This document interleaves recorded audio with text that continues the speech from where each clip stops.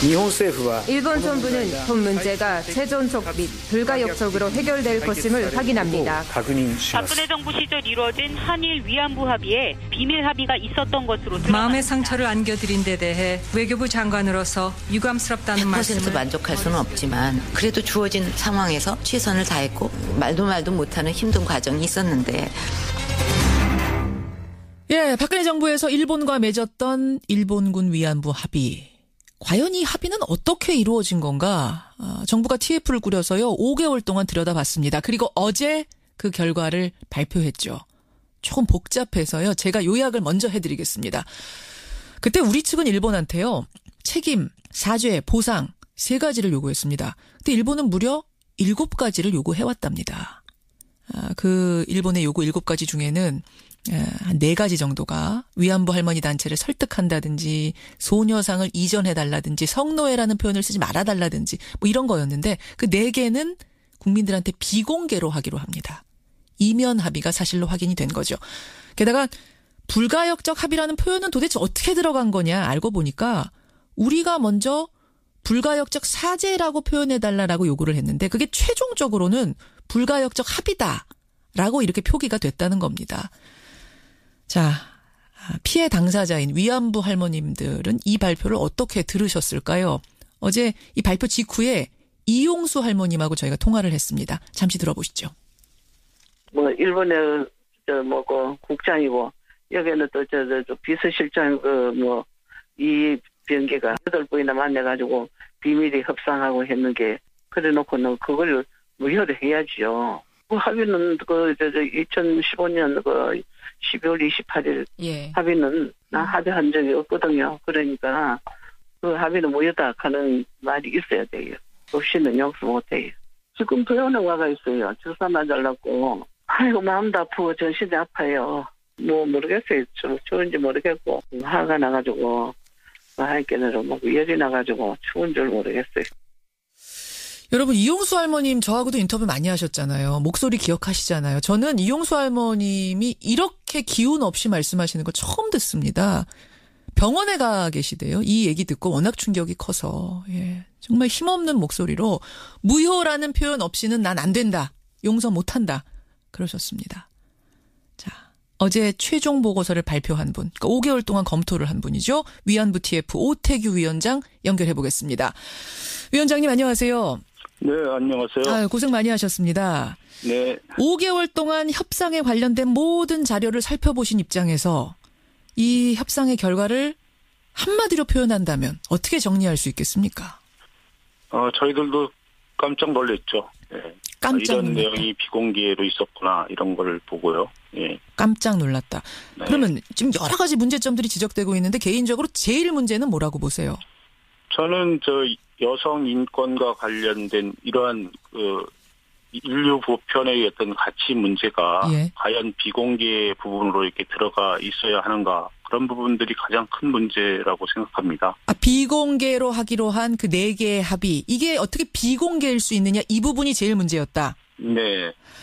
사실은 말이에요. 그동안에도 분명히 비공개 이면 합의가 있을 거라는 의혹은 끊임없이 제기가 됐습니다. 저희도 그때부터 계속 제기를 했었어요. 근데 이제 지금 드러난 바에 의하면 정말로 이면 합의, 비공개 합의가 있었다. 첫째, 위안부 피해자 관련 단체가 정대협을 한국 측이 설득해준다. 요거 하나. 또 일본 대사관 앞에 소녀상은 이전하도록 노력한다. 요거 하나. 또 성노예라는 용어 자제한다. 뭐 이런 것들이라고요. 네. 이거를 왜 비공개하자고 요구한 건 어느 쪽입니까?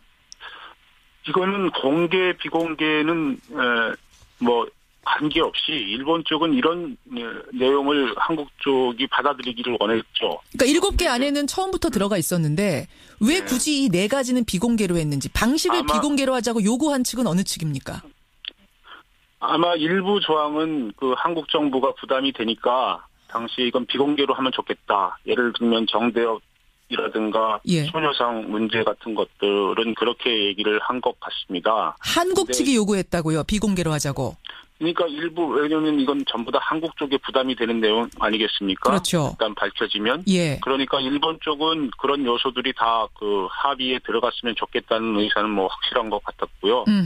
그 부분에서 이제 특히 부담이 되는 부분들은 한국 쪽에서는 비공개로 놔두는 것들이 훨씬 더 부담이 적게 되겠다 이렇게 판단하실 것 같습니다. 요구한 건 일본이고, 그러니까 이 내용이 들어가야 된다라고 요구한 건 일본이고, 네. 그럼 그 방식은 비공개로 하자라고 요구한 건 우리 측이다. 반드시 우리 쪽이 비공개로 요구했다기보다는 일본 쪽은 비공개든 공개든 다 상관없다. 상관없이 들어가기를 바랬는데 그 중에서 이제 이런 거는 비공개로 갔으면 좋겠다는 그 몇 개는 한국 쪽에서 한 것이 아닌가 이렇게 생각합니다. 예, 참. 우리 이제 결국은 이게 국민들이 좋아하지 않을 거라는 걸 우리도 알았단 얘기예요. 우리 정부가 알았기 때문에 이걸 비공개로 하자 이렇게 됐단 얘기인데 왜 이렇게 비밀스러웠는가? 게다가 주무부처인 외교부는 뭐 사실상의 들러리였고 이병기 청와대 비서실장이 주도를 했다는 건데 이건 왜 이랬던 걸까요? 결국은 국장급 협의를 쭉 한 6개월, 7개월 정도 해보니까 전혀 이런 타협이 이루어지지 않았죠. 그러니까 이거는 이런 식으로 하면 안 되겠다. 조금 더 그 양국 정상과 그 뜻이 직접 통하는 사람들끼리 비공개 협의로 해서 좀 매듭을 짓자. 이렇게 양쪽에서 의견이 나오기 시작하고 양쪽이 이제 정상과 직접 그 의사가 잘 통하는 두 사람이 그 협상을 주도한 것으로 알고 있습니다. 외교부 차원에서는 진도가 안 나가니까 그럼 청와대가 힘을 가지고 가자. 그럼 왜 그렇게 서둘렀을까요? 청와대까지 나서서 이거를 2015년 연내에 마무리를 해야 된다라고 왜 그렇게 의지를 가지고 서둘렀을까요? 처음에는 우리 정부가 상당히 그 의안부 문제가 풀리지 않으면 뭐 정상회담도 할 수 없다. 뭐 다른 어떤 한일 어떤 관계도 잘 나갈 수 없다. 뭐 이런 식으로 쭉 그 강하게 나왔지 않았습니까? 사실 박근혜 정부는 초기부터 일본에 대해서 굉장히 강경했습니다. 사과도 요구했고 굉장히 강경했어요. 예.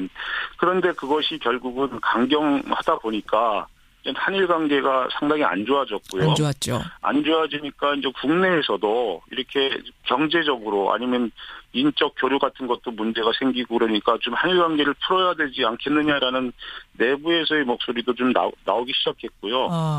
국제 환경 볼 때도 좀 미국 쪽은 동아시아에서 가장 중요한 나라가 한국하고 일본인데 이 두 나라 잘 지내지 않으면 자기네 어떤 동아시아 전략에 이제 좀 부담이 되지 않겠습니까? 그렇죠. 그러니까 둘 다 잘 지냈으면 좋겠다. 이렇게 하니까 이제 안팎에서 좀 박근혜 정부로서는 압력을 받을 수밖에 없었고요.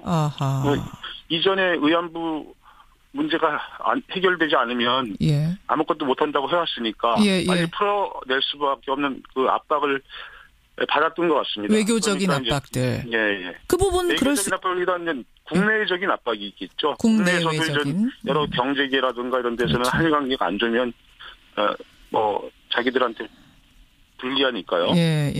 그래요. 이해는 돼요. 그 상황이 이해는 돼요. 그렇다고 한들 해줘야 될 합의가 있고 끝까지 안 될 합의는 안 되는 거 아닙니까? 상황이 그렇다 한들. 그런데 지금 보면은 이게 이런 식으로 그것도 불가역적이란 말까지 붙여가면서 할 합의인가? 이 부분에 지금 국민들이 동의를 못하고 있는 거 아니겠습니까? 상당수가. 불가역적 합의라는 표현은 도대체 어떻게 된 거예요? 어떻게 하다가 이 불가역적 사죄가 불가역적 합의가 된 겁니까?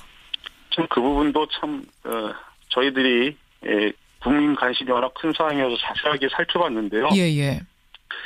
처음에는 이제 일본이 한번 사죄하고 자꾸 번복을 하니까 이거 번복하지 않도록 하는 방법이 뭐가 있겠느냐. 그래서 그러면 일본 그 내각의 결정을 하는 어떤 그런 사죄를 받으면은 되지 않겠느냐. 그래서 그것을 불가역적인 사죄로서의 어떤 내각 결정을 통한 사죄를 해달라 이렇게 요구를 했는데요. 그러니까 사죄를 못 바꿔달라 이렇게 우리가 먼저 요구를 한 거예요. 그런 거죠. 그러니까 좋은 의미의 불가역적을 우리는 요구했던 건데. 처음에 그렇게 했던 거죠. 근데 어떻게 하다가 이게 불가역적 합의라고 표현이 됐습니까? 그게 이제 일본 쪽에서 그거를 불가역적은 우리만 해당되는 것이 아니다. 한국도 일단 합의라면 불가역이 된다. 이런 식의 어떤 논리 구사를 하면서 결국은 해결의 불가역적 이런 식으로 이제 변한 거죠. 그래서 그 부분에 대해서도 예. 외교부에서 잠정 합의가 있은 다음에 그 부분에 대한 지적이 있었어요. 근데 지적이 있었는데 결국은 예. 그 부분이 받아들이지 않았죠. 불가역적 사죄를 요구했는데 불가역적 해결의 불가역적이라는 표현이 좀 그렇죠. 희한하게 돼버렸어요. 그러니까 말린 거네요. 한마디로 쉽게 말하면 우리가. 그렇게밖에는 생각이 안 됩니다. 예, 저희들은 하여간 저희들이 파악한 건 처음에는 우리가 사죄의 불가역성을 요구했는데 그거를 결국 관철하지 못하고 알겠습니다. 결국 나중에 나온 거는 해결의 불가역적이 됐다. 이래서 저희들도 상당히 좀 이해할 수 없었습니다. 어제 이 발표가 나오고 나서 일본이 이례적으로 바로 반응을 내놨습니다. 외무성 담화문 형식으로. 네. 이건 최종적 불가역적 합의다. 이거 건드리는 순간 한일 관계는 관리 불가능해질 거다. 강하게 말했습니다. 위원장님, 이 합의 무효화할 수 있습니까? 없습니까? 글쎄 이제 그거는 앞으로 정부가 대책을 발표하겠죠. 어느 정도 피해자라든가 전문가라든가 예. 아니면 여러 관계자들의 의견을 모아서 합리적인 대책을 마련할 거라고 봅니다. 저는 이번 합의에 검토를 하면서 가장 문제로 느꼈던 것이 피해자들의 의견 수렴, 그리고 국민들의 어떤 뜻, 이런 것들이 외교에 좀 반영이 돼야 되는 절차가 있어야 되는데 그런 것들이 좀 경시됐다. 그렇기 때문에 앞으로 대책을 마련하는 데는 그런 요소들을 좀 잘 포함시켜서 진짜 나라의 어떤 체면과 나라 이익에 맞는 그런 대책이 나왔으면 좋겠습니다. 어제 그러셨잖아요. 이거는 국가 간의 권리와 의무를 규정한 조약은 아니다. 조약은 아니다. 합의에 불과하다라는 말씀은 결국 무효화해도 문제는 없다는 거 아닙니까? 국제법상으로는? 근데 그거는 국제법상으로 무효화해도 된다 안 된다는 거는 그것뿐만 아니라 국가 간의 약속은 전부 다 의무가 있는 거죠. 의무의 어떤 정도가 좀 틀리다고 볼 수 있는데요. 저는 어쨌든 외교장관 두 사람이 나와서 기자회견을 하고 발표한 거는 이 공식적인 약속이기 때문에 상당히 그거를 그게 가볍게 보지는 않습니다. 쉽진 않다고 보시네요. 그럼 지금 무효화를 우리가 시도한다는 게? 그러니까 어쨌든 간에 뭐를 하든 간에 비용이 들 수 있는 거고요. 그런 여러 가지 그런 것들을 잘 감안해서 정부가 여론과 그런 어떤 대책의 내교적인 어떤 비용이라든가 이런 걸 전부 다 감안하고 국민의 어떤 여론을 잘 반영해서 좋은 대책을 마련하는 것들이 저는 필요하다고 봅니다. 여기까지 말씀 듣겠습니다. 고맙습니다. 네, 감사합니다. 위안부 TF 오태규 위원장이었습니다.